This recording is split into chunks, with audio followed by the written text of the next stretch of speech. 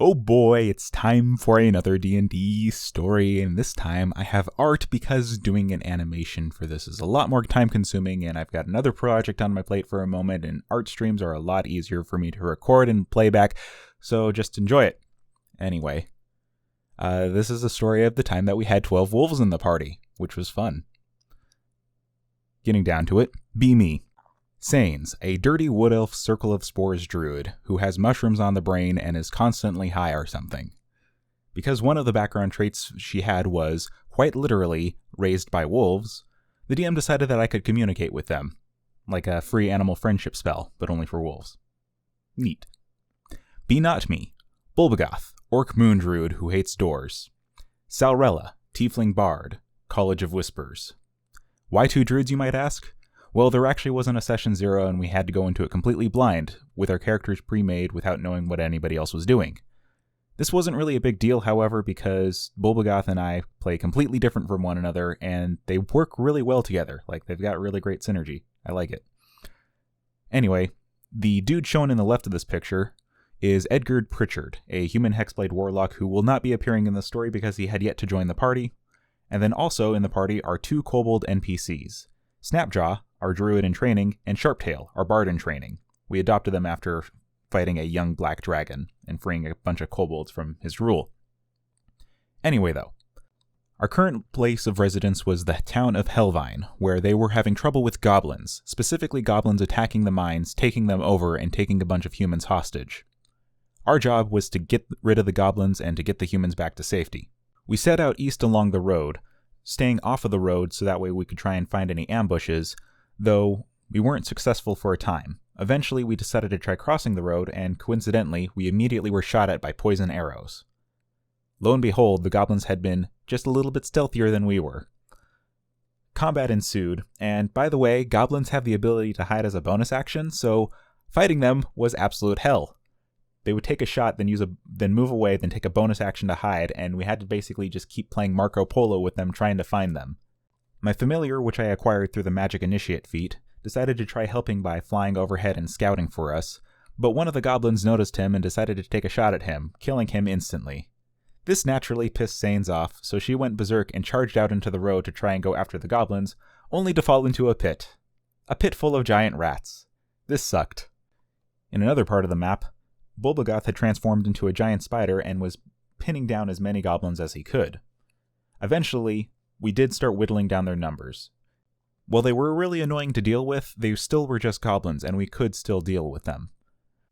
Eventually, they brought their wolves on out, as well. Bulbagoth eventually found himself surrounded by wolves and goblins. Unfortunately for those wolves and goblins, they didn't have Bulbagoth trapped. Bulbagoth had them trapped.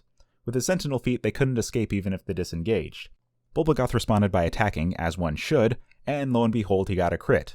This not only multiplied his physical damage, but also the poison damage from being a spider, which, coincidentally, was enough to drop the target to 0 HP, which left it paralyzed and unconscious. As one of the goblins tried to flee, he kicked in his sentinel feat and, lo and behold, got another critical hit, surprisingly. On his next turn, a wolf was nearby, so he attacked that, lo and behold, another crit. And then there was finally the last round of combat where, you guessed it, he got another goddamn critical hit. This sounds ridiculous, because it was. He managed to get 4 crits in a row. The odds of this happening are 0.000625%. It was beautiful. Anyway, Sanes, crawling out of the pit, mauled by rats, decided that she was pissed off at these guys for destroying her bird. So to each paralyzed one, she walked over to them, raised her shillelagh staff, and brought it down on their head multiple times until their brains were all across the floor. She then raised one of the corpses up as a zombie, which she can do because Animate Dead is on the Circle of Spores spell list. Then we had to decide what to do with the wolf. We had it bound, and made sure that Speak with Animals was active on our druids before we proceeded. And we began the process of trying to get the wolf to defect. We wanted the wolf to take us over to the goblin camp so that way we could liberate the people captive there. We noticed that the wolf was starving, and we commented on this, commenting about how the goblins were keeping them starving so that way they would listen and obey them. The wolf wasn't really listening to us. He didn't want to betray his masters. At least, until Snapjaw pulled out a piece of jerky and offered it to him. Snapjaw, being the little lover of animals, was able to help us to convince the wolf to actually aid us. I kept my zombie out of sight and had it go on ahead to the goblin camp ahead of us, while we rested for a bit. Eventually, we headed on out ourselves, following the wolf, where we saw my zombie slowly advancing towards the goblin encampment. It was late at night, so they didn't recognize it as an undead first, until it started smashing its fist into their face. This zombie lasted a very long time because zombies have the ability, when they drop to 0 HP, to make a constitution save to stay standing at 1 HP, and this can keep happening. The DC is based on how much damage is dealt, and they can't make the save on a critical hit or versus radiant damage. Well, lo and behold, these goblins had a very hard time killing this one zombie, and it managed to smash through 3 of them before eventually making its way into the caverns. Unfortunately for the zombie, it was shot in the head by an arrow, which luckily managed to crit. Nonetheless, we dispatched the goblin who killed it before it could alert anyone else. There were 3 paths before us: a tiny little narrow passageway on the right that we could not fit through, a large chasm with a rickety bridge in front of us, and a path off to the left, which the wolf took. We followed behind as the wolf stepped past the traps, us doing the same, following his example. Eventually, he led us to the pens, where they were keeping the other wolves. Before us were 7 wolves, lying starving, and a giant direwolf before us, who immediately growled at us. They were a bit surprised when we started communicating with them. Again, we commented about how they were very obviously starving, and that they shouldn't be confined to these pens, and that their masters were simply abusing them and using them, that they shouldn't serve them, that they should be free. They didn't really seem impressed. Snapjaw again had the idea to start giving them a bit of jerky, and we all followed suit, giving them what remained of our rations.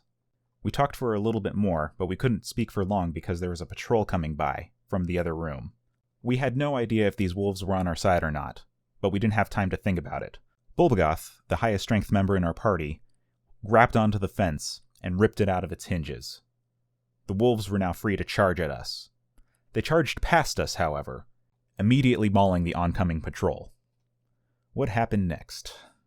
Well, Salrella actually has a phobia of dogs, so this entire time she was backed up against the wall ready to piss her pants. She had a bad run-in with a shadow mastiff early on in the campaign, where she almost died, so that carried over into a permanent phobia for her. Sharptail, the mini-bard, was a little bit hesitant over all this, not sure if it would work, but was just sitting by Salrella's side. As for the remaining 3 druids, I want you to take a guess as to what the hell we did. If you guessed follow suit, congratulations! Bulbagoth immediately wild-shaped into a direwolf, finally glad to acquire a new CR1 form. Sanes and Snapjaw both turned into regular wolves and followed alongside with the rest of the pack. We basically had an army of wolves now charging through this camp, 10 regular, 2 direwolves. We rounded a corner with the bards following at a distance. We came to a large cavernous area, where the goblins had set up a firing squad, armed with arrows, about 20 goblins in total. Sadly, my participation in the wolf army was short-lived, as I quickly dropped out of wolf form so I could cast a spell. I'm just gonna say, Wind Wall is a very underrated spell. It does damage when it first spawns, and can also block attacks, which can provide a decent bit of cover. The cavern was the perfect size for Wind Wall, and as I spawned it, the bludgeoning damage was enough to completely incapacitate all of the goblins on the front line. The second line immediately fired, not realizing what was happening, only for their arrows to immediately shoot up into the ceiling harmlessly. Bulbagoth and the direwolf, they charged forward, followed by the rest of the pack. Windwall doesn't impede movement, so they just charged through and started mauling what remained of the goblins. Snapjaw, however, had not charged in with the others. He was staying back with Sharptail and Salrella, and both of the kobolds were looking around very concerned. Their kobold instincts were telling them, hey, there's a goddamn trap in here. And as they looked up to the ceiling, they immediately alerted Salrella, who tried to call out to us in time. One surviving goblin ran over to a side wall and pulled a lever. The ceiling immediately started shaking as chunks of rubble started collapsing around us.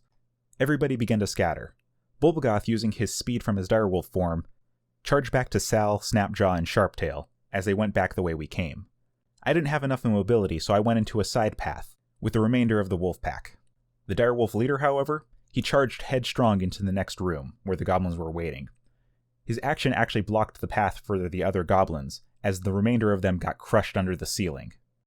As for me, it turned out that I was actually trapped in the same room where we saw the bridge before, and I was able to identify that the bridge was actually trapped, where if I were to step on it, it would immediately collapse. Luckily, there was a very narrow path off to the side that the goblins actually used to get over this chasm. It was a little bit too small for me, so I had to do a bit of squeezing, but I was able to lead the wolves through this little tunnel to get back to the entrance. I had to use mold earth a few times to actually expand the path a bit whenever I saw small little trapped rocks that would cause a little bit of a cave-in. Mold earth is another pretty great spell. It's got a lot of utility. I love it. After a bit of time, we were all able to reunite at the entrance. Off in the path to the right, we actually could hear more fighting. However, this path was also too small for us to normally go through. The kobolds had no trouble. They rushed on up ahead, concerned over the fighting. I used my last level 3 spell slot to cast Gaseous Form on Bulbagoth, and told him to go on ahead, because he was the bulkiest and the best in melee combat, even without Wild Shape. Sal and I, meanwhile, had to take up the rear. I was using Mold Earth to expand the cavern so that way we could move through a little bit more easily. Eventually, we were able to rejoin with the others. Sharptail and Bulbagoth were standing, helpless to do anything, whereas Snapjaw was desperately trying to cast Cure Wounds on the body of the leader. All around him were dead goblins. This dire wolf had managed to take on about 30 of them, downing them all before finally succumbing to his injuries. We had no way to resurrect him. He was gone. We turned around and headed back to the entrance where the wolves were waiting for our report, and we informed them of what happened. The wolf that we had originally captured and befriended, the one who had led us back to the mines, had become the leader of the pack. He turned and led them out of the mines, as we ventured back on in. After all, there still were captives somewhere in this mine. We had to dig through the pile of rubble from the collapsed ceiling, but eventually we were able to find another room that we had missed before. Inside were several workers and miners, terrified that they were going to be buried alive. They were a little worried when suddenly the rubble moved aside, and one of the first things they saw was a giant orc and a tiefling standing before them. But we were able to convince them that we meant them no harm and that we were there to rescue them. Many were weak or badly injured and they couldn't stand, so we had to carry a few of them out. Others we healed up as best as we could so that way they could walk. Once we were out of the mines, I took a moment to cast Find Familiar again, so I could resummon my Raven, instructing him to head back to town. Ravens have the ability to mimic other creatures, so I instructed him to go find Lionel, our contact in Hellvine, and get some wagons as we found several injured people, and they needed help coming back to town. We led the former captives over to some of the mining huts, so that way we could rest for a little bit, and they could heal up a little. But as we were walking, in the background, we could hear several goblinoid screams, as well as the howling of wolves. Whatever remained of the goblin encampment did not survive the rest of the night. And that was the story of how for one session, we had 12 wolves in the party, and it was fucking great. Anyway, in the future I'm going to try and share a few more D&D stories like this, just over an art stream, because this is a whole lot easier to do than doing a animated D&D video, as fun as those are. As far as this game goes, this was also DM'd by Spencer, who coincidentally was the same DM for the story of Copper Bullies the Elderly, which if you haven't seen that yet, you should go watch that right now. Anyway, that's all I got for this story. Till next time.